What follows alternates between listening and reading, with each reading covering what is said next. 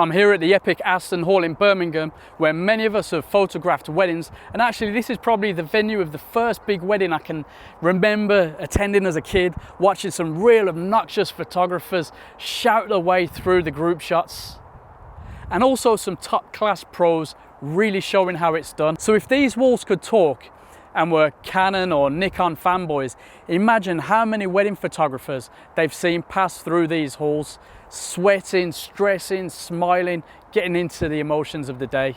How many of those photographers do you think used the Pro standard zoom, the 24 to 70 2.8?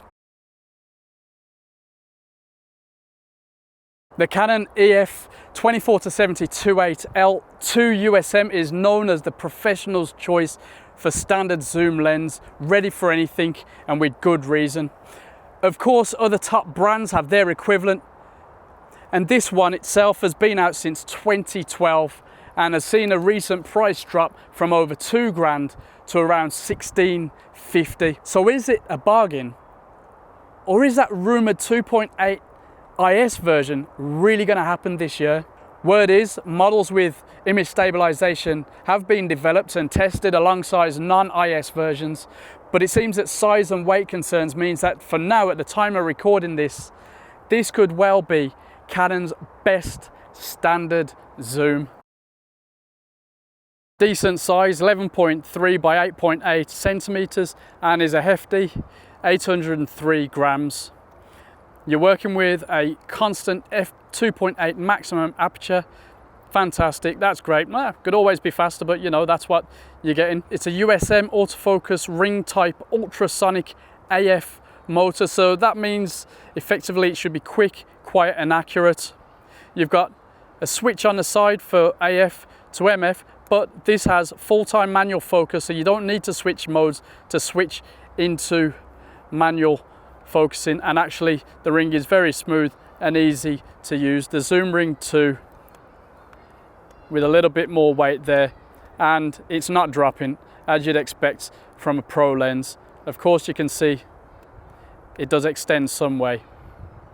You're looking at L series build quality, tough enough for daily professional use, but I've still got beef with this this thing here. It seems that over test of time, this piece of rubber does not play nicely. The lens gives you a 0.38 minimum focus distance. We'll talk a bit more later about the image quality there. Filter size of 82, pretty standard these days for bigger lenses, but if you're new to this series, this range, you might need to upgrade your filters there for more expensive ones. But as you can see, big chunky beast. On the Mark IV,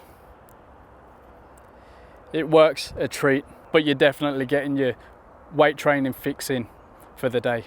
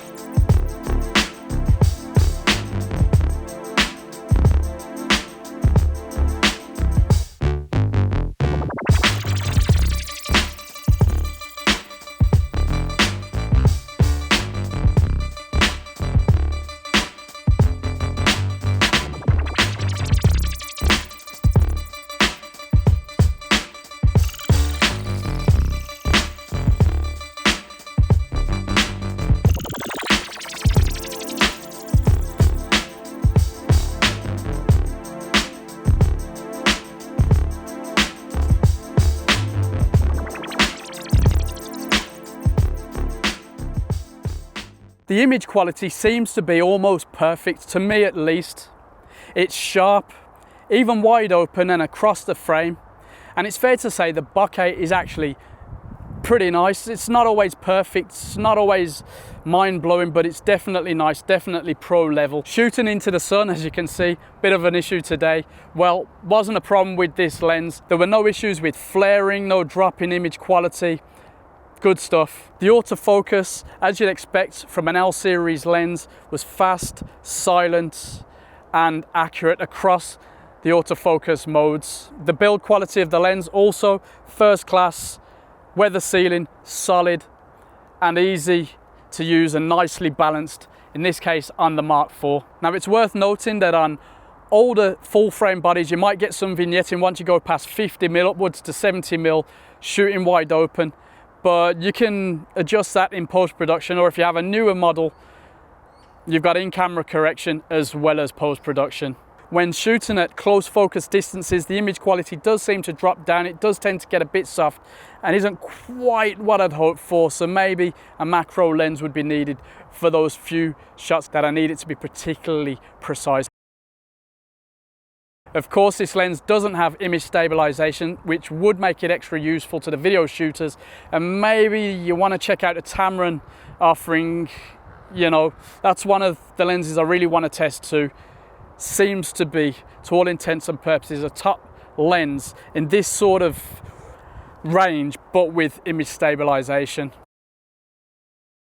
To cut a long story short, thanks to its amazing optics, this could be the one. If you're into the 24 to 70 range on Canon full frame, you don't need IS, and of course you can afford it, this should be the best choice for a professional standard zoom. Thanks to Calumet for renting me this lens.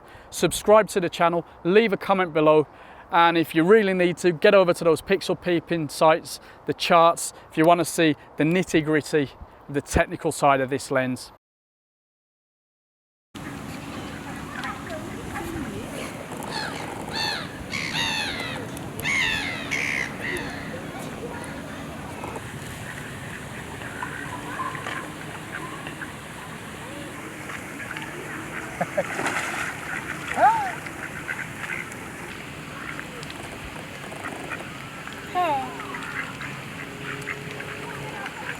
Mira, Oli, así.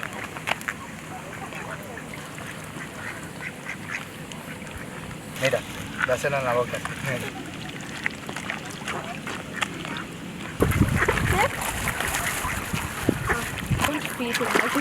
Yeah.